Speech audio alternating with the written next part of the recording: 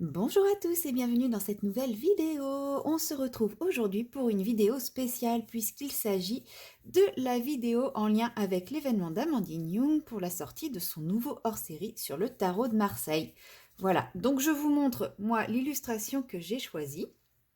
J'évite de mettre trop mes mains dessus pour que vous puissiez voir. Et voilà, je vous laisse imaginer ma joie quand elle m'a contactée il y a quelques mois pour m'annoncer que je ferais partie de l'événement et que donc j'aurais le privilège de mettre en couleur une illustration pour promouvoir la sortie de son prochain livre. Et forcément, hein, en tant que groupie, j'avais postulé quand elle avait demandé qui avait envie de pouvoir participer à cet événement, mais bon, sans trop y croire, hein, parce que comme elle avait expliqué, ça serait une sorte de tirage au sort. Mais j'ai quand même tenté ma chance et voilà, j'ai été sélectionnée. Donc me voici aujourd'hui pour vous présenter le battleur, donc l'illustration du battleur. Bon, j'ai déjà commencé la mise en couleur avant. Euh, En fait, je crois que j'ai mis tout mon quota à chance dans la participation au tirage au sort pour savoir si je pourrais faire partie de l'événement ou pas, puisque il faut savoir que lorsque j'ai imprimé le coloriage, mon imprimante, enfin le papier que j'utilise habituellement a complètement fait bugger mon imprimante. Donc j'ai dû partir sur un autre papier que je ne connais pas et que je ne maîtrise pas, donc celui-ci, sauf que entre-temps, mon imprimante n'avait plus d'encre rouge, donc je ne sais pas si vous voyez, c'est imprimé en vert. Voilà. Au début, ça me plaisait pas trop, mais bon, je me suis dit, je garde quand même l'exemplaire au cas où. Et j'ai essayé d'imprimer avec d'autres imprimantes, etc. Et cata sur cata sur cata. Finalement, c'est celui-ci que j'ai gardé parce que j'ai voulu faire un petit essai aquarelle sur le fond et c'est celui-ci qui rendait mieux avec l'aquarelle. Sachant que ce n'est pas du tout un papier adapté pour l'aquarelle. Quand j'ai passé l'aquarelle, donc ça c'est de l'aquarelle granulation, il n'y a aucun effet de granulation. Le bleu aussi c'est de la granulation, il n'y a aucun effet de granulation. C'est pas grave, ça fait un petit côté velours que j'aime bien également, donc c'est pas un problème. Mais le souci, c'est qu'avec l'eau, l'encre de mon colo de l'impression a diffusé avec l'aquarelle, donc on a une impression de très flou et que tout mon colo est un peu verdâtre. Voilà. Bon, c'est pas grave, je vais rectifier ça avec les crayons. Mais bon, c'est pas ce qui met le plus en valeur l'illustration d'Amandine qui est très jolie. Mais je vais essayer d'en faire quelque chose de sympa. Et il faut savoir que j'ai fait toute la base à l'aquarelle avec vous en vidéo, sauf que je n'avais pas vu que mon téléphone s'était éteint. Voilà. Donc pendant 30 minutes, j'ai blablaté sans me rendre compte que je parlais dans le vide. Donc je suis contrainte de recommencer ma vidéo. J'avais deux options, réimprimer le colo et tout refaire à zéro, ou faire la partie crayon avec vous. J'ai choisi la partie crayon, hein, tant qu'à faire, ça change un petit peu. Habituellement, je fais les bases d'aquarelle et je me garde le crayon pour autre chose. Et bien là, c'est l'inverse. J'ai fait ma base à l'aquarelle et je fais la partie crayon après. Et bien là, je fais la partie crayon avec vous. Voilà. Bien entendu, le but de cette vidéo, c'est de promouvoir le nouveau livre d'Amandine et également de vous permettre de gagner une version PDF et de permettre aux gagnants de la version PDF de participer au tirage au sort final également. Donc il y aura un petit jeu de rapidité au cours de cette vidéo. Alors je ne peux pas vous dire au bout de combien de temps exactement, puisque même si je l'ai déjà fait une première fois cette vidéo, je ne me suis pas chronométrée, et puis ce n'est pas dit que je dise exactement la même chose, dans le même ordre, même si j'ai, pour une fois, un petit pense-bête, une petite feuille de ce que j'ai envie de vous dire et de quoi j'ai envie de vous parler pour éviter d'oublier certains éléments qui me sembleraient importants. Puisque voilà, c'est pas une vidéo blabla classique, hein, c'est quand même une vidéo qui a pour but de mettre en avant le travail de quelqu'un d'autre. Donc au niveau du petit jeu, ça sera un jeu de rapidité. Je vais vous poser 3 questions et il faudra être le premier à répondre à chaque question. Celui qui répond le premier avec la bonne réponse, bien entendu, gagne un point. Et à la fin des 3 questions, celui qui a le plus de points gagne le petit jeu, tout simplement. Il est possible qu'à la fin des 3 questions, il y ait des ex-aequos. Eh bien, ce n'est pas grave puisqu'il y a la 4e question bonus histoire de départager les ex-aequo. Voilà, mais je vous redonnerai toutes les règles le moment venu, au moment de passer au petit jeu. D'ailleurs, je pense que je ferai des pauses colo à ce moment-là pour être bien concentrée sur ce que je vais dire, pour éviter qu'il y ait derrière comment dire, des réclamations, etc. Voilà. Mais je ne fais pas le petit jeu tout de suite, hein. On va discuter un petit peu avant. Je vais vous parler un petit peu de l'arcane du battleur avant. Comme ça laissera le temps aux retardataires qui veulent quand même participer de pouvoir avoir le temps d'arriver et donc de tenter leur chance également. Donc le battleur, qui est ce personnage-ci, c'est la carte que j'ai choisie parmi les 4 cartes présentées par Amandine pour cet événement. On pouvait en sélectionner une sur les 4. Et quand elle a présenté les 4 cartes, c'est lui qui m'a tout de suite attiré. Je ne peux pas expliquer pourquoi mes yeux se sont posés sur cette carte et c'était cette carte. Alors après, bien sûr, l'idée étant de présenter le travail d'Amandine, je ne me suis pas arrêtée à cette première impression, j'ai vraiment regardé toutes les illustrations qu'elle nous proposait pour voir s'il y en a une qui m'inspirait plus d'un point de vue colo, etc. Et non, malgré tout ça, c'est vraiment le battleur qui est resté. Donc, voilà, j'ai pas réussi à m'en détacher, donc après coup, je me suis dit, est-ce qu'il y aurait une potentielle signification ou pas? Donc j'ai commencé à m'intéresser un peu plus à cette carte, à cet arcane et à ce qu'il représente dans le tarot de Marseille, justement. Donc, c'est là où je vais prendre un petit peu mes petites notes. Donc, je ferai peut-être un point moins de colo, peut-être un peu plus de pause pour relire mes petites notes, hein, je m'en excuse. Je n'ai pas appris par cœur la carte du battleur. Hein, parce que, bon, le par cœur, c'est pas forcément très bon non plus. Voilà. En fait, le battleur, c'est un personnage, donc c'est la première arcane majeure. Et il porte 2 noms. En fait, on peut aussi le trouver sous le nom du magicien. Alors, c'est pas le magicien dans le sens le jeteur de sorts, celui qui fait des potions magiques, etc. Enfin voilà, c'est pas le magicien au sens sorcier du terme, au sens magie, mais plutôt le magicien dans le sens tour de passe-passe. Le magicien un petit peu charlatan, celui qui va faire disparaître des cartes dans sa manche, et plus particulièrement celui qui va faire les petits jeux qu'on appelle communément arnaque de trouver la bonne carte et oh magie, la carte est nulle part, ou des choses comme ça. Voilà, c'est vraiment ce type de magicien, petit tour de passe-passe, tour de disparition, on fait disparaître la carte dans la manche, etc. Mais il est aussi assimilé en fait aux joueurs de farce, aux faiseurs de tours, mais également aux personnages qu'on pouvait trouver sur les estrades qui vantaient des produits soi-disant miracles, comme le produit magique qui sert à faire repousser les cheveux. Ça, c'est le plus classique et le plus courant que l'on peut retrouver dans les films, les séries, les trucs comme ça de cette époque, avec le personnage un peu exubérant, qui sait se montrer, qui sait parler, et qui va vendre une potion miracle pour faire repousser les cheveux, les rhumatismes, etc. Tout le monde sait que ça marche pas, mais tout le monde a envie d'y croire quand même, et du coup, il arrive à arnaquer des gens. Donc voilà, le battleur en soi n'est pas un personnage dit comme ça qui peut paraître très très positif, puisque à notre époque est plutôt représenté comme un petit peu un arnaqueur. Mais hormis ce côté arnaqueur, il ne faut pas oublier que c'est un personnage qui a quand même l'assurance de se présenter sur une estrade et de faire son show devant un public qui n'a pas forcément envie de le voir faire son show.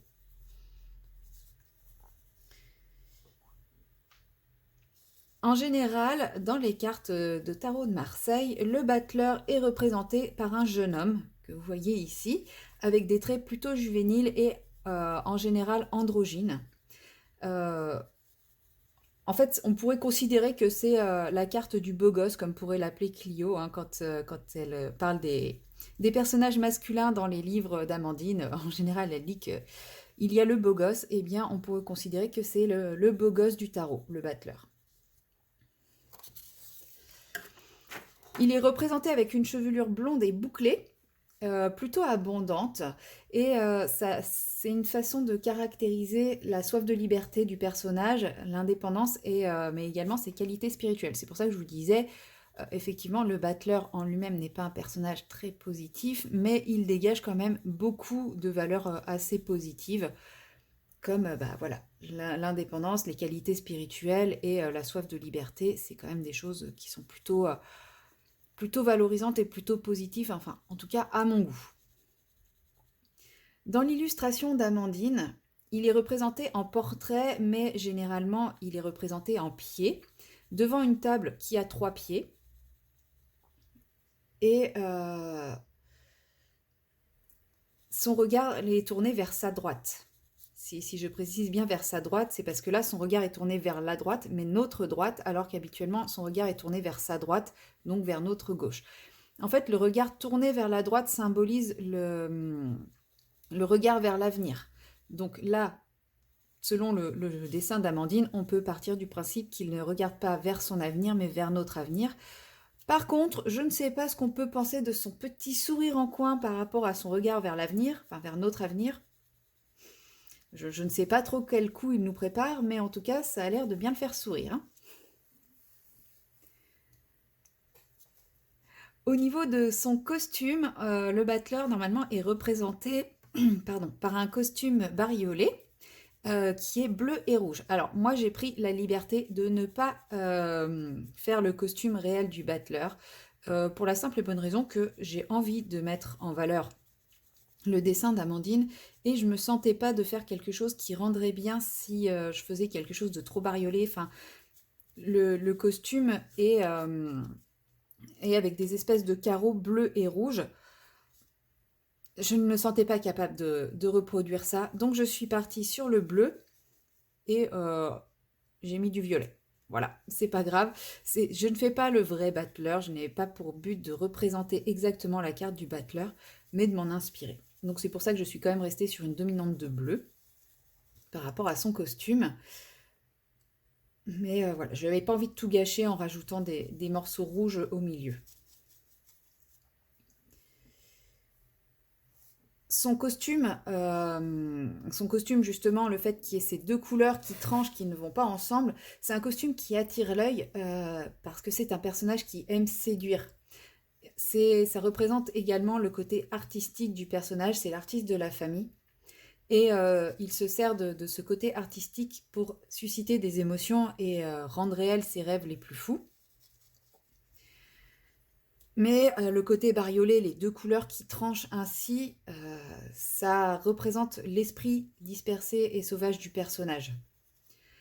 Les deux couleurs, donc le bleu et le rouge, représentent chacun deux aspects différents. C'est-à-dire que le bleu représente le désir d'élévation spirituelle et le rouge, l'action.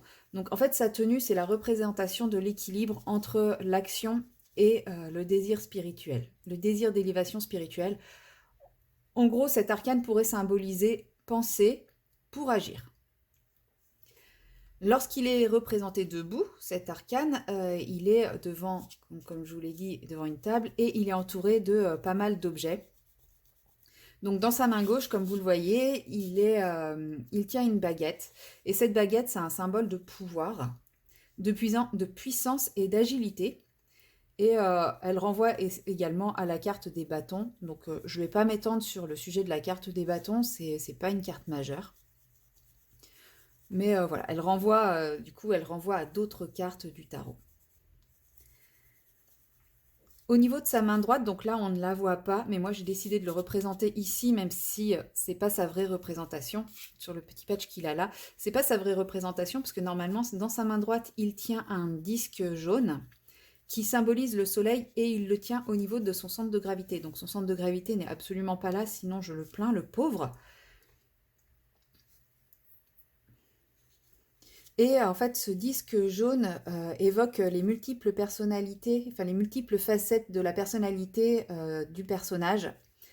Ça évoque son habileté, son caractère enfantin et ludique également. Sur la table qui normalement est dressée devant lui, on peut considérer que la table représente la table de tarot. mais également la petite estrade, l'espèce de scénette sur laquelle le battleur se hisse pour attirer le chaland pour ses petits jeux de scénette, pour ses entourloupes, etc., pour vendre ses produits et ses jeux.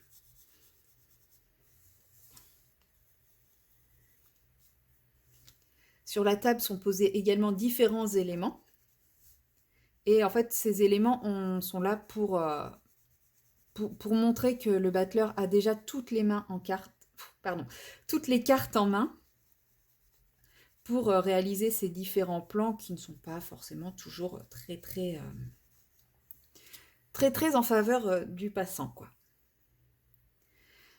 Donc voilà pour la petite présentation de notre ami battleur. Et du coup, nous allons passer à notre tour à quelque chose d'un peu plus ludique, puisque je vais lancer le petit jeu de rapidité. Je vérifie que cette fois-ci mon téléphone tourne toujours. Puisque je vais lancer le petit jeu de rapidité afin de vous faire gagner le PDF. Et donc, c'est à vous d'avoir les cartes en main et non à notre cher ami battleur. Donc, je vous rappelle les règles de ce petit jeu. Je vais vous poser 3 questions, les unes après les autres. La personne qui répond le plus rapidement à la question gagne le point. À chaque fois, je vais laisser une trentaine de secondes pour répondre.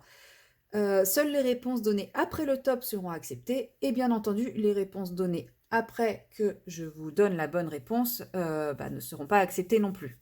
Ça paraît un petit peu logique. Hop, je change ma petite feuille, excusez-moi. Moi, je vais à chaque fois à la fin des 30 secondes, au moment où je donnerai la réponse dans la vidéo, je noterai le nom de la personne qui aura obtenu le point, c'est-à-dire le nom de la personne qui aura donné la bonne réponse le plus rapidement. À la fin des 3 questions, la personne qui aura le plus de points aura gagné et remportera son exemplaire du PDF ainsi que son nom dans la page des remerciements. Je vais juste tailler mon crayon avant de continuer.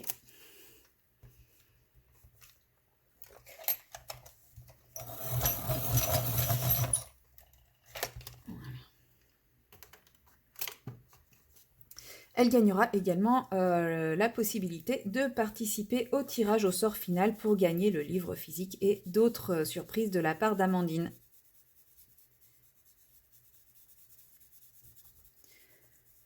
Si jamais à la fin des 3 questions nous avons des ex-aequo, puisque c'est tout à fait possible, on peut avoir 3 personnes différentes qui répondent juste ou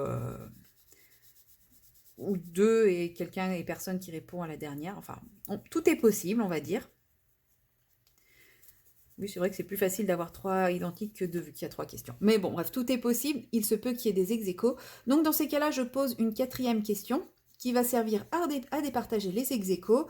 Et si jamais il n'y avait pas d'ex-aequo, le nom du gagnant serait déjà donné. Eh bien, c'est pas grave. La 4e question, c'est juste une petite 4e question pour le plaisir. Voilà. J'espère que vous avez compris toutes les règles. J'ai essayé d'être le plus clair possible, mais bon, des fois, quand je parle comme ça, je m'embrouille moi-même, donc je sais que ça peut ne pas toujours paraître très clair. Mais voilà, pour résumer, il y a 3 questions. Il faut répondre le plus vite à chaque question, et celui qui a le plus de points aura gagné. Et c'est parti pour la première question. Comment est souvent désignée la carte de la mort? C'est à vous, top!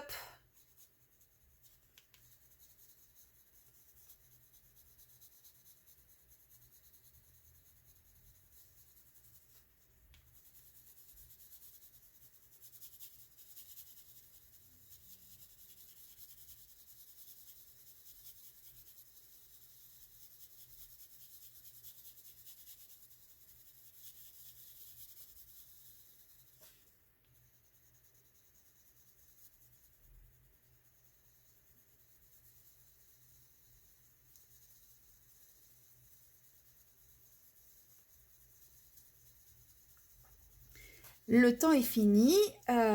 Du coup, la carte de la mort est aussi appelée arcane sans nom. Oui, je ne parle pas pendant le temps que je vous laisse pour répondre aux questions parce que comme ça me permet d'évaluer un petit peu le temps. J'ai peur de trop m'embrouiller si je parlais en même temps. Donc un petit peu de silence, des petites phases de 30 secondes de silence à droite à gauche, hein, c'est pas grave, ça fait pas de mal. La deuxième question maintenant, par quel membre est suspendu le pendu? C'est parti, top!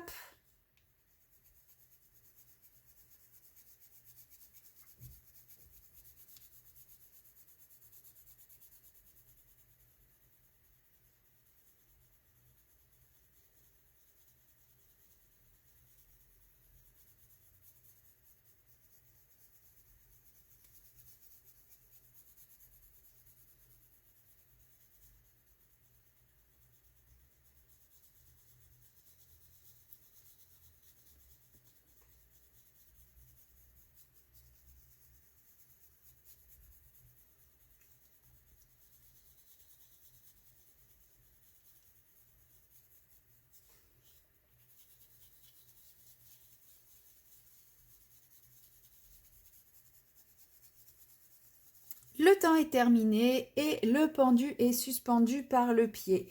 Alors, bien entendu, nous acceptons également la cheville, puisque le pied et la cheville, c'est assez proche. Donc, si la première personne a répondu la cheville, oui, sa réponse est validée, c'est tout à fait normal. Voilà. Je préfère le préciser pour éviter les réclamations par la suite. Le pied et la cheville sont tous les deux acceptés, même si normalement c'est le pied. Et c'est parti pour la troisième question. Combien existe-t-il de cartes dites atouts ou arcanes majeures? Top, c'est à vous.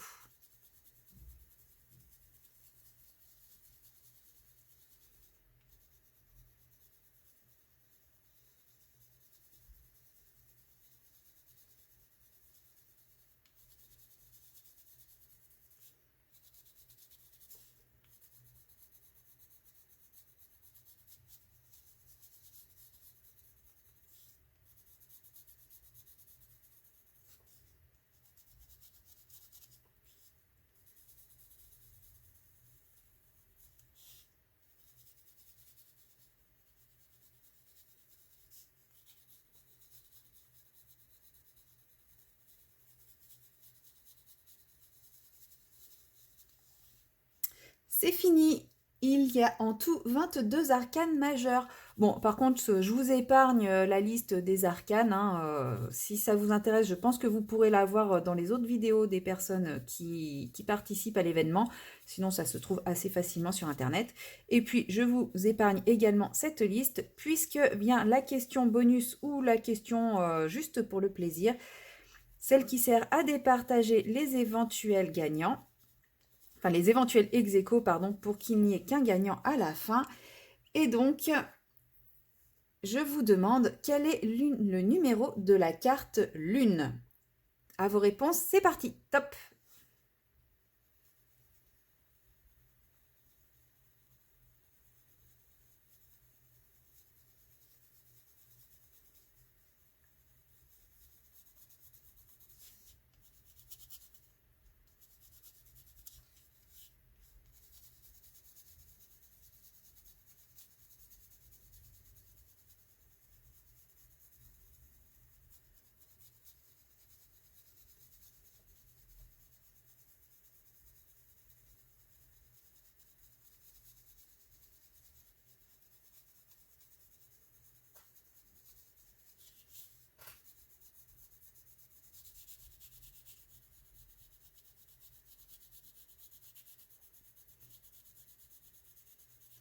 Et c'est fini. Voilà, la carte Lune porte le numéro 18.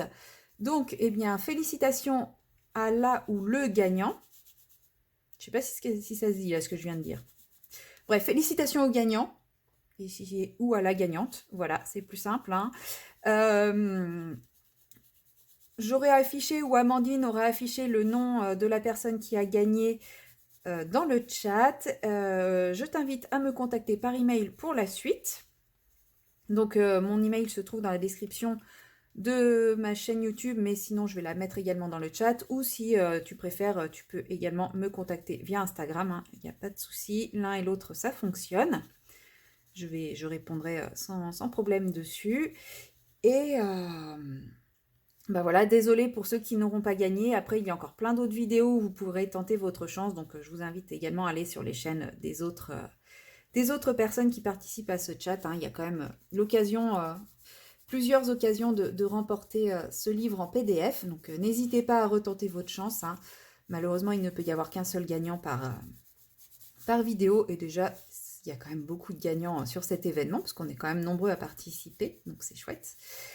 Et puis, bah maintenant, on va s'éloigner un petit peu du tarot de Marseille et puis papoter un petit peu plus colo. Comme ça, ceux qui n'étaient là bah, que pour le tarot, bah, je vous dis bah, à bientôt. Enfin, que pour le petit concours, bah, je vous dis à bientôt. Et puis bah, les autres, on va parler un petit peu plus colo. Et par rapport à ce que j'ai pu utiliser et ce que je vais compte faire bah, sur cette petite illustration. Puisque donc j'ai imprimé mon colo sur un papier un petit peu épais, donc je sais très bien que je ne vais pas coller cette illustration dans mon livre, donc je la referai. Donc possiblement que celle que je ferai dans mon livre, je la ferai avec les vraies couleurs rouge et bleu, ou pas du tout, ou totalement rouge, ou enfin je ferai une deuxième version totalement différente de celle-ci normalement. Oui, parce que bien entendu, je vais prendre le livre, hein, c'est évident. Comme si je pouvais me dire que je ne prendrais pas un livre d'Amandine. Ils sont déjà tous précommandés dans ma tête avant même qu'elle les ait réalisés. Donc oui, je vais prendre le livre. Et je le mettrai en couleur, et je mettrai toutes les illustrations en couleur, et, etc., etc. Mais voilà, ce colo-là, bah, c'est un colo entre guillemets bonus, hein, il n'ira pas dans le livre. Je referai celui du livre totalement différemment ou pas. Ça se trouve, je referai exactement le même. Mais voilà, ce colo-là a quand même un certain symbole pour moi parce qu'il faut savoir que bah, j'ai découvert Amandine il y a 1 an. On peut dire ça comme ça. J'en avais entendu parler puisque bien sûr, des personnes que je suis connaissaient déjà bien Amandine, la colorier, mais je m'y intéressais pas plus que ça. Parce que j'avais déjà beaucoup d'illustrations et que l'univers des contes n'était pas l'univers qui m'attirait le plus, etc. Et il y a 1 an, j'ai participé bah, justement à l'événement Amandine, justement pour la sortie du Frix, et c'est là, enfin j'ai participé. J'ai assisté à la vidéo première de Clio Colo ou son live, je sais plus si elle avait fait une première ou un live, je crois que c'était une première, de Clio Colo, et je sais pas, j'ai été touchée par le livre Frix, enfin par le projet, parce qu'on voyait pas encore le livre, mais par le projet du Frix, et j'ai été vraiment touchée par ce projet. Et du coup, c'est là que j'ai commencé à m'intéresser vraiment plus à Amandine. Et j'ai eu envie d'acheter son livre Frix, sachant que j'avais déjà quelques petites vues sur le pin-up. À cette époque-là, j'envisageais pas d'acheter les livres de contes, parce que comme je vous l'ai dit, hein, l'univers des contes n'est pas un univers qui me botte plus que ça. Mais le pin-up me tentait bien, les réalisations que je voyais, enfin, me donnaient vraiment envie, même si c'est des portraits et que moi, le portrait, j'avais, à cette époque-là, c'était vraiment pas pour moi, je voulais pas en entendre parler, etc. Mais voilà, je savais qu'elle allait ressortir le pin-up en même temps qu'elle sortirait le Frix. Donc je m'étais dit, bah, et pourquoi pas commander les deux en même temps, plutôt que... Moi, je suis pas trop pour acheter un livre à la fois, je préfère attendre et puis acheter en lot, hein. Clairement, pour tout ce qui est, tout ce qui doit passer par le transit, enfin par l'expédition, tout ce qui est par correspondance, je préfère faire des grosses commandes que plein de petites commandes. Je sais pas si c'est vraiment mieux au niveau quota carbone, etc. Mais voilà, psychologiquement, je préfère regrouper mes achats pour qu'il n'y ait qu'un seul envoi et qu'un seul transport. Est-ce que c'est mieux? Je sais pas. Mais bon, moi, c'est ce qui me convient le plus. Et je m'étais dit, du coup, bah, je vais en profiter pour commander les deux. Puisque, enfin voilà, j'étais vraiment intéressée par le projet du Frix et j'avais envie de soutenir ce projet qui était pas mal décrié. Donc, je m'étais dit, bah voilà, ça sera ma modeste contribution à ce projet. Qu'est-ce que j'ai pris? 1200.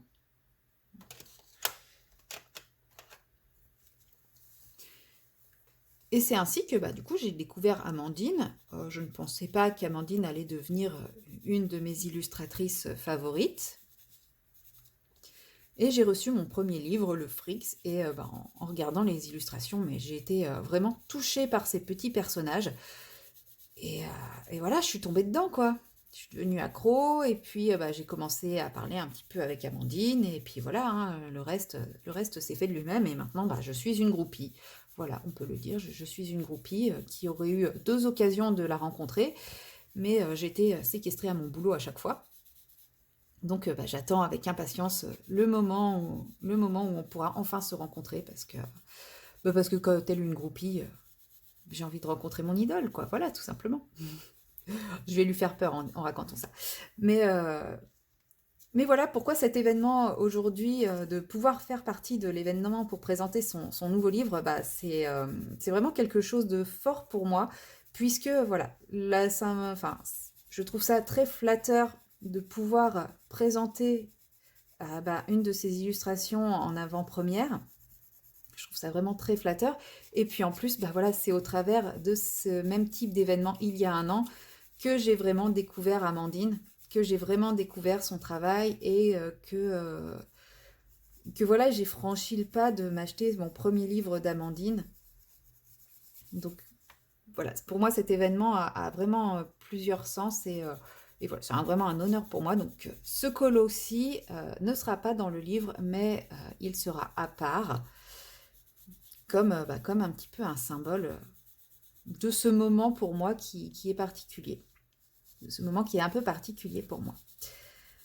Voilà pour le contexte du colo, et pour ce qui est du colo en lui-même. Donc comme je vous le disais en début de vidéo, j'ai eu pas mal de soucis. Je fais très très peu de PDF, et quand je fais des PDF, en fonction de ce que j'envisage de faire, je n'utilise pas le même papier. Et là, comme je savais que je voulais faire une base à l'aquarelle, j'ai voulu utiliser bah, mon papier aquarelle qui a des pages qui sont supérieures à du A4. Donc j'ai découpé la page pour faire du A4 parce que mon imprimante n'imprime que sur du A4 ou plus petit. Sauf que, bah, je sais pas, je pense que le papier est trop épais pour mon imprimante, alors que pourtant c'est du papier aquarelle, mais c'est pas du très bon papier aquarelle. Je crois que c'est du 200 grammes.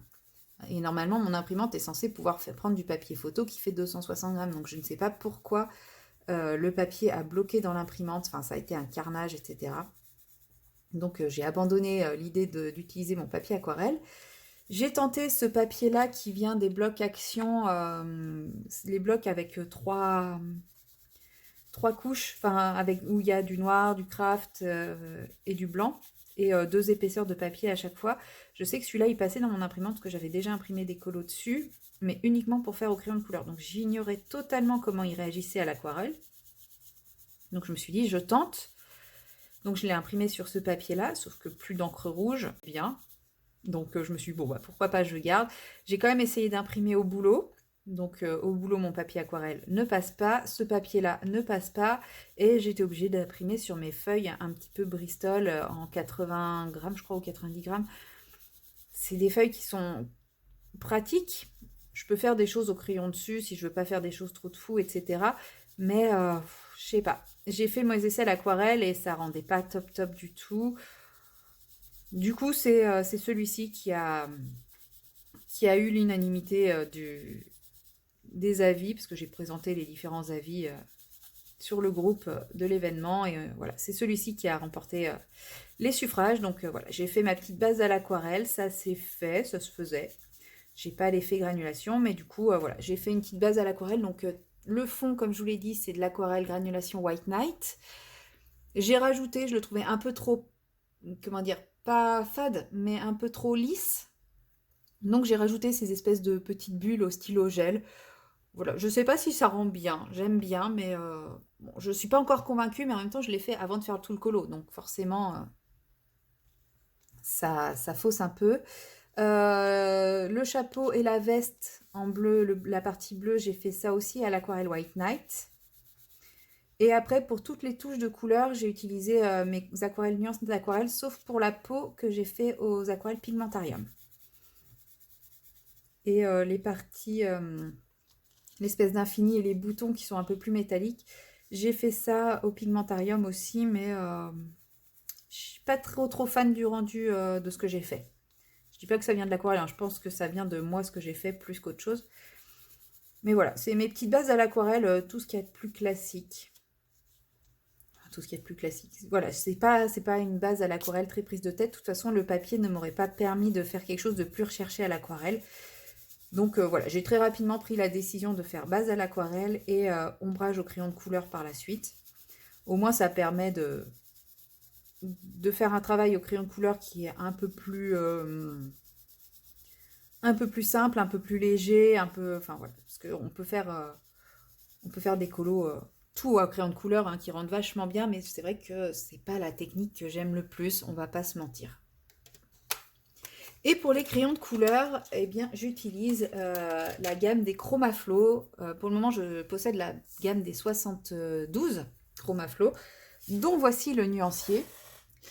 Et en fait, c'est des crayons que j'aime énormément. Ils viennent juste de sortir la gamme des... comment ça s'appelle?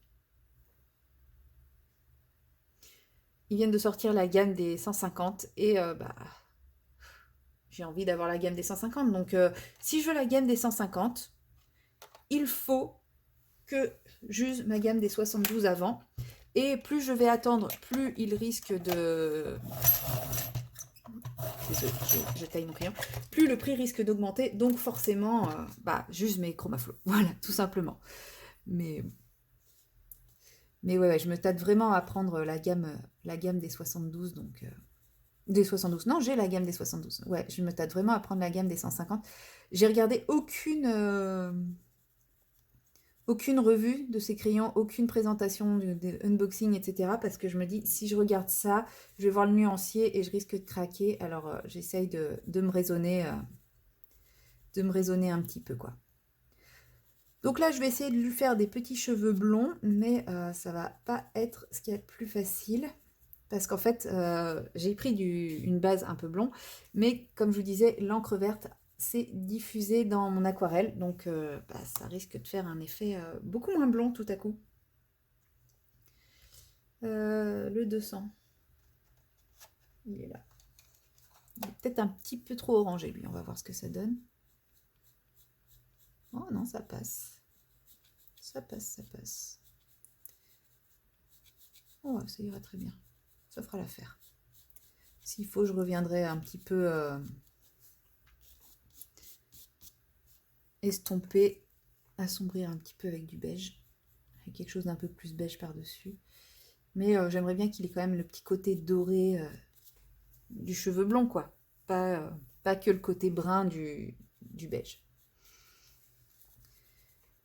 Donc voilà, j'ai décidé de poursuivre au Chromaflow.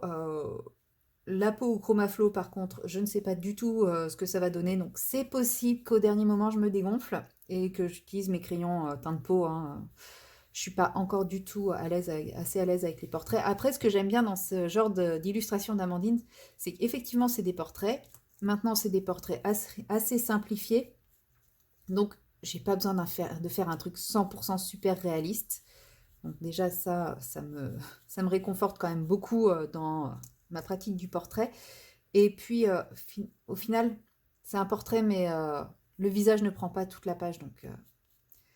Donc ça m'aide à bien travailler mes portraits. C'est ça aussi que j'aime dans tous ces hors-séries. Puis bon, les thèmes et tout ça, hein, forcément. Mais ouais. De toute façon, comme d'habitude, c'est ce que je ferai en dernier. Je le ferai en dehors de cette vidéo. Je me sens toujours pas capable de faire mes peaux en vidéo. Ça viendra un jour, hein, je les ferai, hein, mais pour le moment, ouais, j'ai quand même du mal à faire la partie les crayons de couleur en vidéo. Je crois que j'en ai fait quelques-unes, mais je sais pas, depuis, je me sens plus capable. Je les fais, mais je préfère les faire dans mon coin et ronchonner dans mon coin parce que j'y arrive pas. Mais j'ai déjà énormément progressé depuis que je suis sur le fric. Donc en fonction de quand est-ce qu'on réceptionne ce livre et de mon avancée du fric, soit j'enchaînerai directement avec celui-ci, soit je ferai le pin-up entre les deux. Voilà. J'ai toujours pour objectif de finir mon fric cette année, d'essayer d'en faire 2 par mois. Alors, ce mois-ci, au mois d'avril, je ne pense pas que j'en ferai 2. J'ai commencé le deuxième, mais je ne suis pas sûre du tout que j'aurai le temps de faire le deuxième. Et au mois de mai, c'est pareil. Je pense que j'en ferai qu'un aussi. Mais bon, à partir de juin, j'essaierai de reprendre mon rythme de 2. Même si je pense qu'il va y avoir un petit laps de temps où ça va être compliqué Enfin voilà, le boulot va me prendre quand même beaucoup, beaucoup de temps et ça va être plus compliqué, mais ça va le faire. Je pense quand même réussir à le finir avant la fin de l'année. Bon, maintenant, le finir aussi tôt que prévu, je ne pense pas. Du coup, je pense que ça va être un peu plus tard que... À la base, je pensais le finir cet été. Je ne pense pas. Ou alors, il faudrait que je me fasse un mois où je ne fais que des colos du Frix, mais j'ai peur de me dégoûter. Et puis, bon, est-ce que j'ai vraiment envie de le finir aussi vite? Je sais pas. J'ai pas envie de me forcer, en fait. Ça, il se fera comme il se fera. Et j'ai pas envie de me dire, bah si, il faut que je fasse ce colo uniquement parce que j'ai dit que je le finissais avant la fin de l'année. Mais c'est vrai que si je pouvais l'avoir fini assez tôt pour pouvoir bah, bien avancer le deuxième et ensuite enchaîner le troisième avant la sortie du quatrième, bah voilà, ça serait top quoi. Et en fait, un par an, le livre qui sort et c'est parti quoi. Ça pourrait être, enfin, c'est mon objectif, hein, c'est mon objectif petit à petit. Mais justement, quand je recevrai ce livre sur le tarot de Marseille, eh bien, je ne pourrais pas me pas dire que j'ai déjà fait un colloque, puisque celui-ci, ben, je le referai intégralement. Donc voilà. Voilà, ça va être tout bah, pour cette petite vidéo, parce qu'au final, bah, je vous ai un petit peu raconté ce que j'ai fait, les projets que j'ai pour faire ce colo. Je pense que là où il y a l'écriture Le Battleur, je vais recouvrir ça en doré. Alors, je sais pas si je vais recouvrir ça au crayon acrylique doré ou avec de la paillette dorée. Et je vous reprends un petit peu à la main. Désolée, en fait, bah, mon téléphone a encore coupé. Heureusement, cette fois-ci, à la toute fin, quand je vous racontais ce que j'envisageais de faire sur l'écriture du battleur. Donc, c'est pas trop grave que ça coupe à cet endroit-là. Mais je ne voulais pas quand même finir ma vidéo de manière aussi brute et brutale, etc. Donc, voilà, une petite dernière séquence rapide pour vous dire, bah, pour vous souhaiter une bonne fin de journée, une soirée et de soirée et vous dire à très bientôt dans une prochaine vidéo. Bye bye!